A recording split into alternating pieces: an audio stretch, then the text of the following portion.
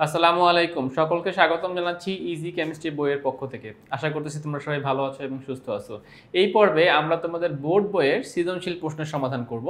তো আমরা মূলত এই এই যে এই পর্বে আমরা ষষ্ঠ অধ্যায়ের যেই বোর্ড বইয়ের যে সৃজনশীলগুলো রয়েছে, আমরা ষষ্ঠ অধ্যায় থেকে একটি প্রশ্ন সমাধান করব। তো চলো আমরা দেখি আমাদের প্রশ্নটি কি এবং সেই প্রশ্নটি কিভাবে সমাধান করা যায়। ওকে, তো দেখো আমাদের বইয়ের ষষ্ঠ অধ্যায়ের প্রথম যে সৃজনশীল প্রশ্নটি আমাদের জন্য রয়েছে, এখানে আমরা দুইটা বিকার দেখতে পাই। প্রথম বিকারে 4 গ্রাম হাইড্রোক্লোরিক অ্যাসিড রয়েছে এবং দ্বিতীয় বিকারে 4 গ্রাম সোডিয়াম হাইড্রোক্সাইড রয়েছে। উভয় বিকারের আয়তন হচ্ছে 100 মিলিলিটার। তো এইটা হচ্ছে আমাদের উদ্দীপক।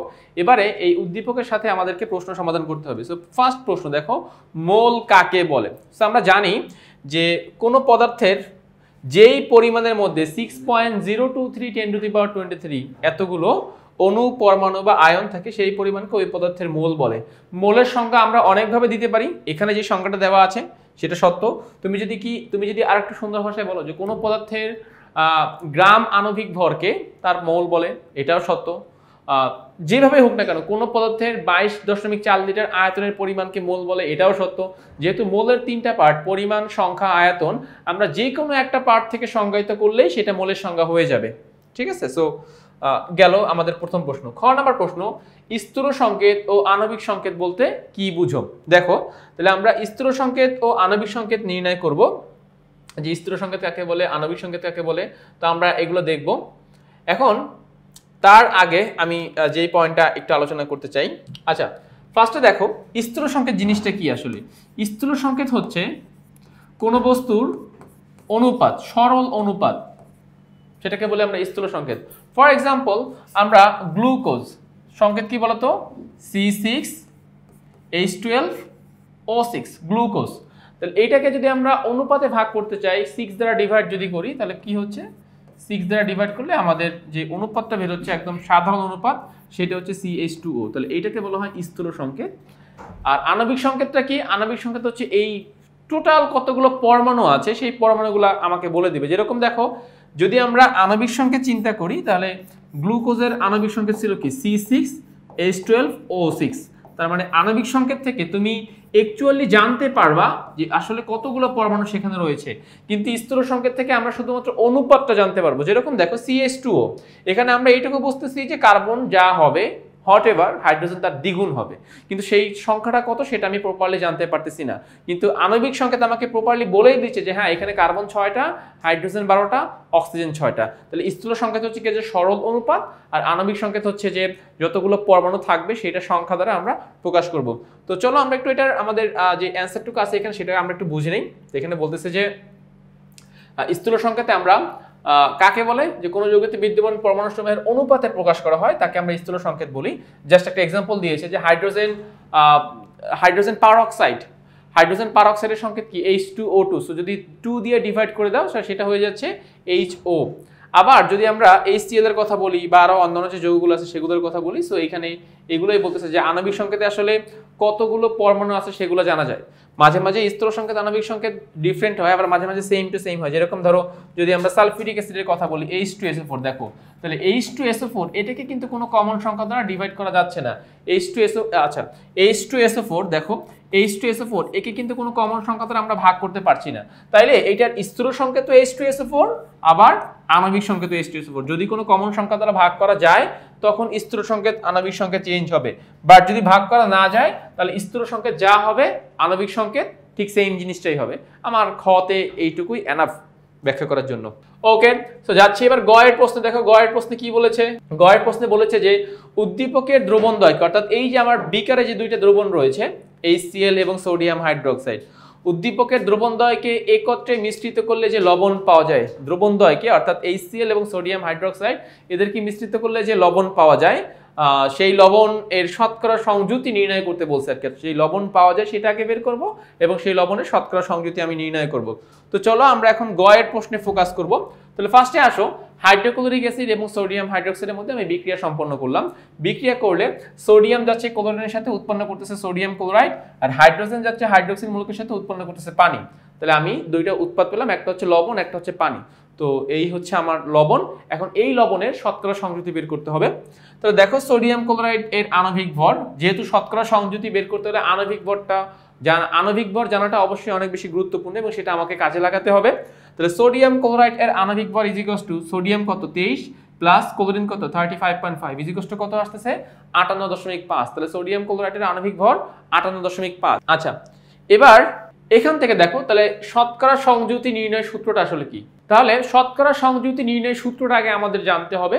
দেখো, তো শতকরা সংযুতি নির্ণয়ের সূত্র হচ্ছে পারমাণবিক ভর ইনটু পরমাণুর সংখ্যা ইনটু 100 ডিভাইডেড বাই যৌগের আণবিক ভর, এবং একটা পার্সেন্টেজ আমরা সেখানে বসাই, যেহেতু 100 দিয়ে গুণ করলে তোমরা জানো যে একটা পার্সেন্টেজ বসে যায়। তাহলে এই হচ্ছে সূত্র।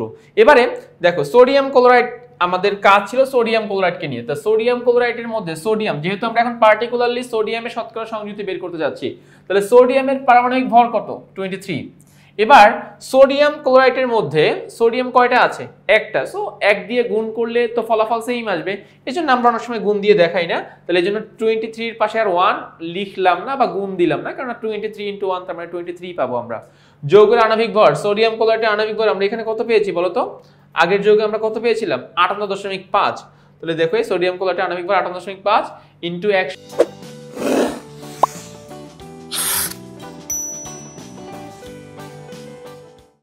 তাহলে এখান থেকে পাচ্ছি আমরা 39.32। অর্থাৎ সোডিয়াম ক্লোরাইড যৌগের মধ্যে সোডিয়ামের শতকরা সংযুতি 39.32।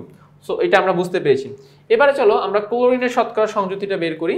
তো ক্লোরিনের শতকরা সংযুতি দেখো এখানে 35.5। সো আগের সূত্র শতকরা সংযুতি যেটা মেইন সূত্র ছিল যে পারমাণবিক ভর ক্লোরিনের পারমাণবিক ভর কত 35.5, যৌগের মোট আণবিক ভর কত 58.5 ইনটু 100। সো এখান থেকে আসছে কত 60.68। তাহলে সোডিয়াম ক্লোরাইড এটা একটা লবণ, এই লবণের মধ্যে সোডিয়ামের শতকরা সংযুতি 38.32 এবং ক্লোরিন এর শতকরা সংযুতি 60.68।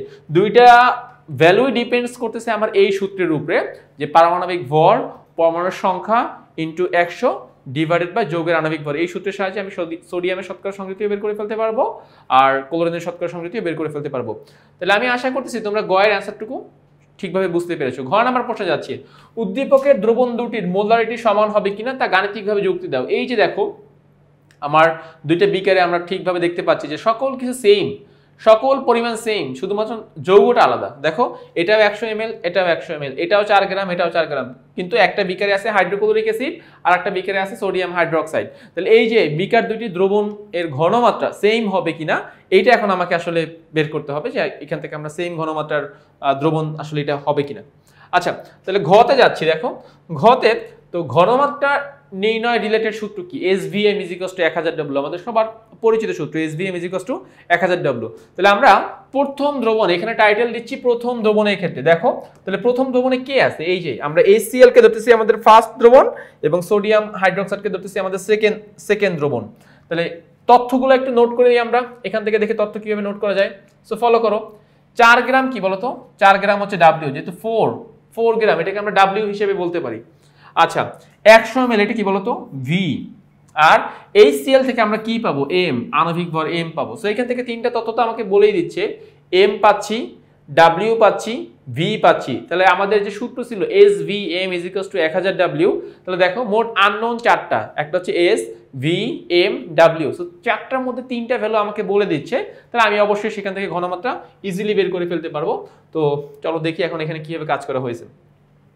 সো ফলো করো। HCl এর ক্ষেত্রে আমাদের W কত গ্রাম ছিল? 4 গ্রাম। V কত হবে? 100 ml। আণবিক ভর M কত হবে? HCl যেহেতু হাইড্রোজেনের ভর হচ্ছে 1 আর ক্লোরিন 35.5, সো যোগফল কত হচ্ছে 36.5। আমরা বের করব কি? আমরা বের করব ঘনমাত্রা S সমান হোয়াট কোশ্চেন মার্ক, যে এখানে ঘনমাত্রাটা কত হবে আর কি।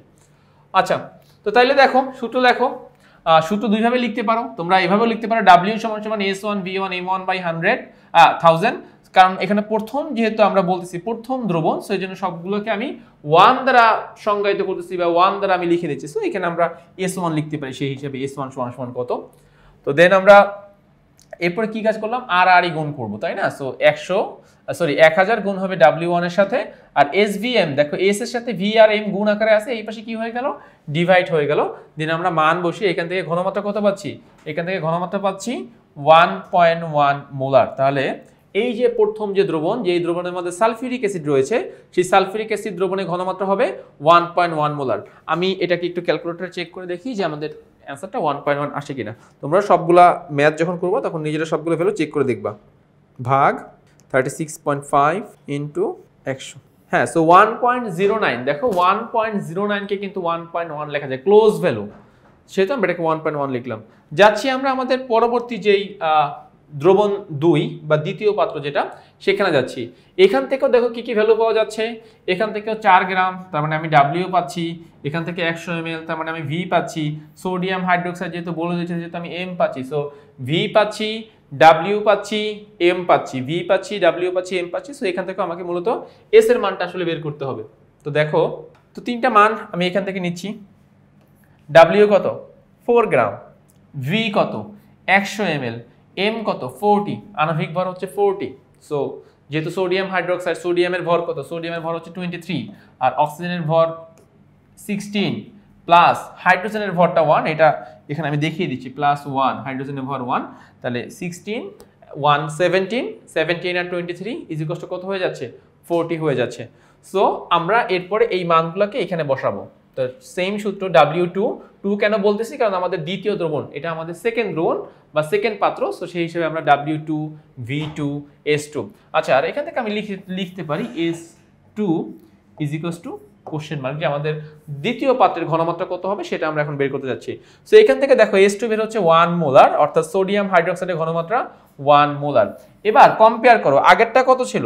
আগেরটা ছিল আমাদের 1.1 মোলার, আর পরেরটা কত পেয়েছি? 1 মোলার। তাহলে এখানে আমাদেরকে মূল প্রশ্নে যেটা বলতেছিল, মানে আমাদের এখানের প্রশ্নটাই ছিল যে উভয় যে দ্রবণ বা উভয় পাত্রের যে মিশ্রণ, সেই দ্রবণের মোলারিটি সমান হবে কিনা। দেখো এই যে মোলারিটি সমান হবে কিনা। সো কি বলতে হবে? মোলারিটি কি সমান হয়েছে?